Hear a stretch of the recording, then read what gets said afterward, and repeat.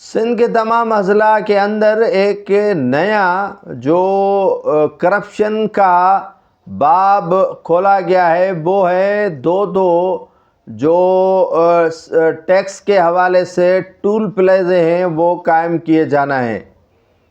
سندھ بھر کے تمام اضلاع میں NHA کے نام پر، نیشنل ہائی وے اتھارٹی کے نام پر دو ٹول پلازے قائم کیے جانے کا جو امکان ہے یا شروع کیے گئے ہیں، اس سے یقیناً کرپشن کا ایک نیا دروازہ کھولا گیا ہے۔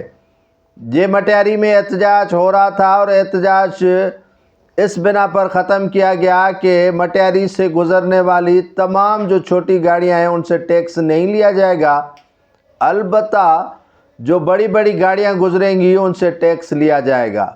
اب یہ سلسلہ عمر کوٹ میں بھی شروع کیا گیا ہے اور سندھ کے تمام اضلاع میں ڈبل ٹول پلازے قائم کیے جا رہے ہیں، اور یہ یقیناً آپ اور ہمارے ٹول پلازہ نہیں ہوں گے، یہ ان صاحبان کے ہوں گے جو ملک اور خاص طور پر سندھ کے اندر براجمان ہیں اقتدار پر۔ یہ اقتدار کے جو مسند پر بیٹھے ہوئے افراد ہیں وہ چاہ رہے ہیں کہ عوام کو کس طرح لوٹا جائے۔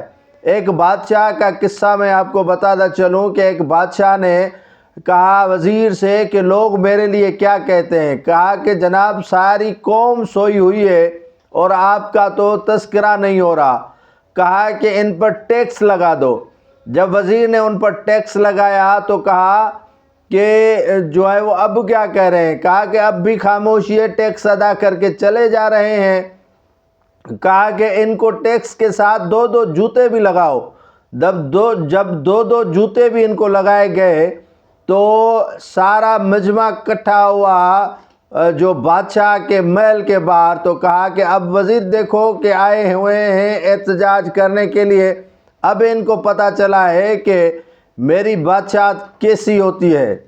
جب ان سے پوچھا وزیر نے، کہا کہ بادشاہ سلامت کو لے آؤ۔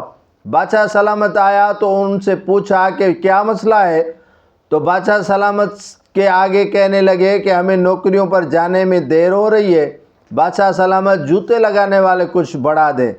تو بادشاہ نے اپنے سر پر ہاتھ رکھ کر کہا کہ یہ قوم کبھی سدھرنے والی نہیں ہے، ٹیکس بھی ہم ادا کریں اور جوتے بھی ہم کھائیں، اور پھر بھی کہیں کہ جوتے بڑھانے والے اور زیادہ بڑھا دیں کہ تاکہ ہمیں کام پر جانے میں دشواریاں نہ ہو۔ تو سندھ کا حال بھی یہی ہے، جوتے بھی ہم پر پڑ رہے ہیں، ٹیکس بھی ہم ادا کر رہے ہیں، اور پھر کہتے ہیں کہ سندھ سے بڑا ظلم ہو رہا ہے۔